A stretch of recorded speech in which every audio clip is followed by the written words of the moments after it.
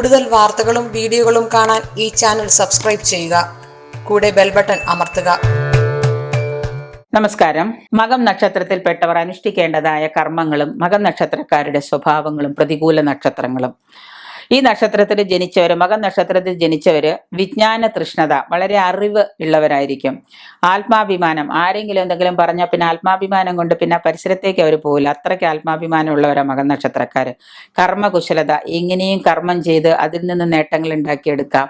ക്ഷിപ്രകോപം, പെട്ടെന്ന് ദേഷ്യം വരിക. ധാർമ്മിക ബോധം, അവരുടെ മതപരമായിട്ടും ധാർമ്മികപരമായിട്ടുള്ള ബോധം, ഇവയൊക്കെ ഉള്ളവരാണ് ഇവർ. ഇവർക്ക് പൊതുവെ സമ്പത്തും സൗന്ദര്യവും ഒക്കെ ഉണ്ടാവും. മാത്രമല്ല മറ്റുള്ളവരുടെ കീഴിൽ ജോലി ചെയ്യാനോ മറ്റുള്ളവരുമായിട്ട് പ്രവൃത്തിയിൽ ഏർപ്പെടാനോ ഒന്നും ഇവർക്ക് സാധിച്ചു എന്ന് വരുന്നതല്ല. ഇവര് വേറെ ഒരാളുടെ കീഴിൽ ജോലി ചെയ്യാനൊന്നും ഇഷ്ടപ്പെടാത്തവരാണ് ഇവര്. അപ്പൊ ഈ വേറൊരാളുടെ കീഴിൽ ജോലി ചെയ്യാൻ ഇഷ്ടപ്പെടാത്തത് കൊണ്ട് തന്നെ സ്വന്തമായിട്ട് എന്തെങ്കിലും ചെയ്യുകയോ സ്വന്തമായിട്ടൊരു നിലനിൽപ്പുകളൊക്കെയാണ് ഇവര് ആഗ്രഹിക്കുന്നത്. ഒന്നും മറ്റുള്ളവരോടൊന്നും മറച്ചു വെക്കാതെ വെട്ടി തുറന്നങ്ങ് പറഞ്ഞേക്കും ഇവര്. വെട്ടി തുറന്ന് പറയുന്നത് കൊണ്ട് ഇവർക്ക് കൂടുതൽ ശത്രുക്കൾ ഉണ്ടാകുന്നു ഈ മകൻ നക്ഷത്രക്കാർക്ക്. ഒപ്പം തന്നെ ഇവരുടെ പ്രതികൂലമായിട്ട് വരുന്ന നക്ഷത്രങ്ങളാണ്, മകൻ നക്ഷത്രക്കാർക്ക് പ്രതികൂലമായിട്ട് വരുന്ന നക്ഷത്രങ്ങളാണ് ഉത്ര നക്ഷത്രം, ചിത്തിര നക്ഷത്രം, വിശാഖ നക്ഷത്രം, പിന്നെ മീനക്കൂറുകളിലുള്ള പൂരോരുട്ടാതി, ഉത്രട്ടാതി നക്ഷത്രക്കാര്. ഇവരുടെ പ്രതികൂല നക്ഷത്രങ്ങളാണ്. പിന്നെ രേവതി.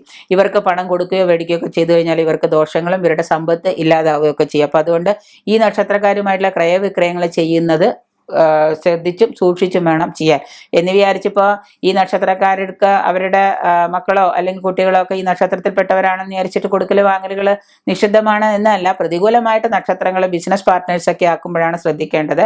പ്രതികൂല നക്ഷത്രങ്ങൾ ചേർന്ന് രണ്ട് നക്ഷത്രക്കാർ തമ്മിൽ സാമ്പത്തികമായിട്ട് കൊടുക്കൽ വാങ്ങലുകൾ ഉണ്ടെങ്കിൽ അത് തീർച്ചയായിട്ടും നമുക്ക് ദോഷം ചെയ്യുന്നതാണ്. ഒപ്പം തന്നെ നമ്മളുടെ ആദിത്യ ദശാകാലത്ത് ഈ മകൻ നക്ഷത്രക്കാര് ആദിത്യ ദശാകാലം, കുജദശാകാലം, വ്യാഴദശാകാലം ഒക്കെ പൊതുവെ അശുഭകരമാണ്. അങ്ങനെയുള്ള ആ സമയത്ത്, അശുഭകരമായ സമയത്ത് ഈ ദശാകാലങ്ങൾ നമുക്ക് ശുഭമാവാൻ വേണ്ടിയിട്ട് ഇതിന്റെ ദശാനാഥന്മാരെ നമ്മൾ ഉപാസിക്കുകയോ പൂജിക്കുകയോ ആ ദശാനാഥന്മാർക്ക് ആരെയാണോ നമ്മൾ ആ സമയത്ത് ഉപാസിക്കേണ്ടത്, എപ്പോഴാണോ അമ്പലത്തിൽ പോയപ്പോൾ വ്യാഴദശ മോശമാണ് എന്ന് കണ്ടു കഴിഞ്ഞാൽ, വ്യാഴം മോശമായാൽ നമ്മൾ ചെയ്യേണ്ടത് എന്താ? വ്യാഴദശാകാലത്ത് എല്ലാ വ്യാഴാഴ്ചയും ഗുരുവായൂരപ്പനെ ഭജിക്കുക എന്നുള്ളതാണ്. ഗുരുവായൂരപ്പന് മഞ്ഞ നിറത്തിലുള്ള വസ്തുക്കൾ ദാനം കൊടുക്കുക, ഗുരുവായൂരപ്പന് മഞ്ഞപ്പട്ട് വാങ്ങിച്ച് നേദിക്കുക, ഇതൊക്കെയാണ് ചെയ്യേണ്ടത്. അപ്പൊ അങ്ങനെയുള്ള ആ ദശാസമയത്ത് ദശാനാഥന്മാർക്ക് പ്രീതിപ്പെട്ടതായ വഴിപാടുകൾ നമ്മൾ തുടർന്ന് ചെയ്തുകൊണ്ടിരിക്കുക, പരിഹാര കർമ്മങ്ങൾ അനുഷ്ഠിക്കുക. അശ്വതി, മകം, മൂലം ഇങ്ങനെയുള്ള ദിവസങ്ങളിൽ നമ്മൾ ക്ഷേത്ര ദർശനം നടത്തുന്നത് വളരെ നല്ലതാണ്.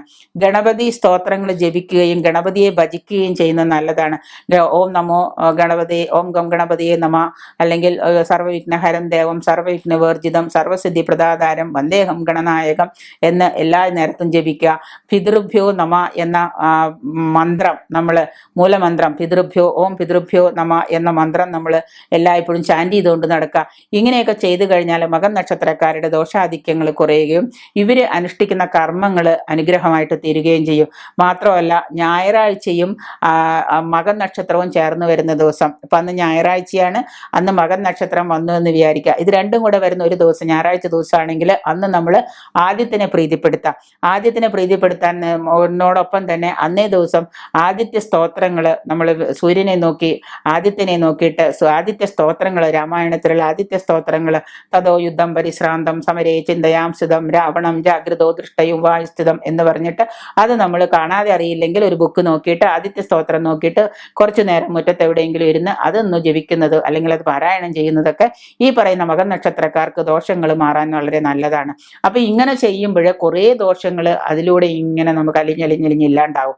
ഒന്നും ചെയ്യാതെ കൈ കെട്ടി വീട്ടിൽ കിടന്ന് ഉറങ്ങുകയും ഭക്ഷണം കഴിക്കുകയും ചെയ്തു കഴിഞ്ഞാൽ ദോഷങ്ങൾ ആധിക്യം കൂടി വരും. അത് ഏത് നക്ഷത്രക്കാർക്കും അതാണ്. അതുകൊണ്ടാണ് ഓരോ നക്ഷത്രക്കാർക്കും ഓരോ ദശാനാഥന്മാരുടെ സമയത്ത് കർമ്മങ്ങൾ അനുഷ്ഠിക്കുകയും ഈ വരുന്ന നിങ്ങളുടെ പക്കനാളുകളും പക്കപ്പിറന്നാളെന്ന് പറയുന്ന ജന്മനക്ഷത്രവും അതിന് ചേർന്ന് വരുന്ന ദിവസവും നിങ്ങൾ ഓരോ കാര്യങ്ങൾ ചെയ്തു കഴിഞ്ഞാൽ നമ്മളുടെ ദോഷങ്ങൾ നമുക്ക് പൂർണ്ണമായിട്ട് മാറിക്കിട്ടും എന്നുള്ളതാണ്. അപ്പൊ അതുകൊണ്ട് തന്നെ സൂര്യപ്രീതി കർമ്മങ്ങൾ, ആദിത്യന് പ്രീതി കർമ്മങ്ങൾ ചെയ്യുന്നത് ഈ മകൻ നക്ഷത്രക്കാർക്ക് വളരെ നല്ലതാണ്.